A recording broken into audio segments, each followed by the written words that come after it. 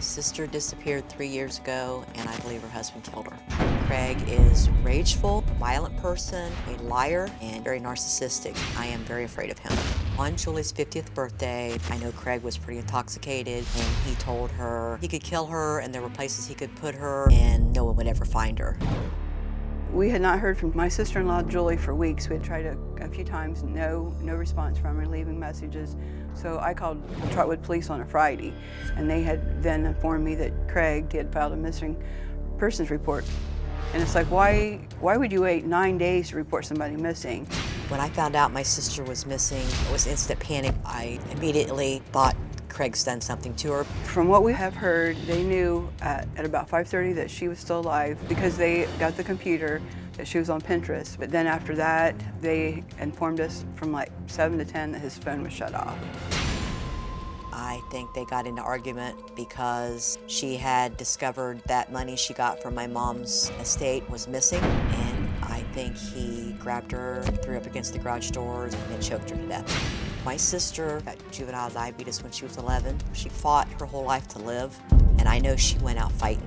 And I don't think he reported it for 9 days because he had marks on his body that had to heal. When the police searched their home, they told me that the house was eerily clean, that it was just spotless, which immediately put up their red flags. The only evidence was one spot of blood inside of a garage door, but it was so small that they couldn't test it.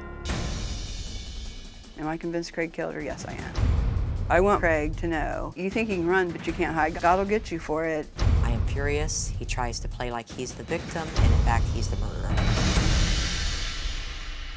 Okay, of course, this is a serious accusation, Yes. and I'm very sorry that your sister is missing. You believe that she has come to a bad end. You think she is no longer alive. Right.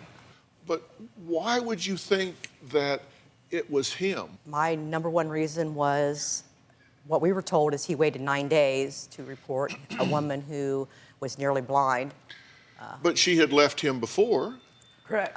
You said she came and stayed with you Right. for 2 months. He called so many times on my phone, her phone, the home phone. We had to have the police come and threaten him with phone harassment charges. He called the sheriff's department in the county that I live in and told them that I was holding her against his will, against her will. The police department, the sheriff's department had to talk to Julie, and so she could tell them that in fact she was there, on her own. So I mean, but this time, not one phone call. If your wife is missing and she's on medication and she's in a place where she doesn't know anybody, surely to God you're going to call somebody if you love that person.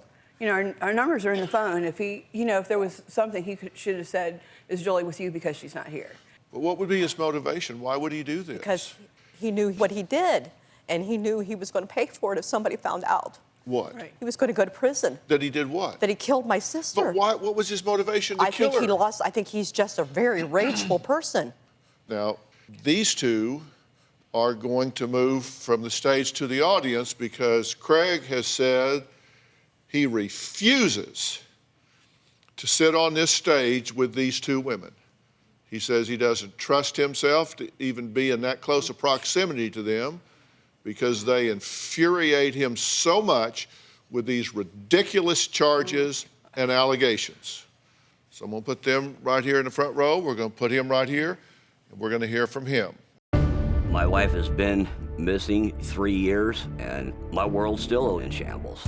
My wife, Julie, disappeared May 20th of 2012. It was hot, and I was doing a roof directly behind my house.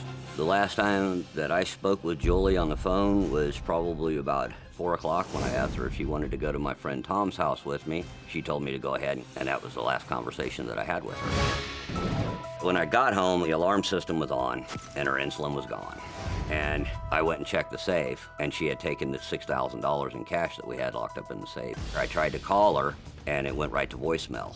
And I called that night probably 15 times and never could get any answers. So I figured that she went to her sister's house. 6 days after she left, I got a phone call from her youngest son asking me where Julie was, and that is when I called law enforcement. They started an investigation on her disappearance. And when the police got a search warrant to search the house, they found nothing. No evidence or anything of my wife. The FBI asked me to take a polygraph test. I did not. I don't believe in them. I don't personally feel that I have to prove anything to anybody.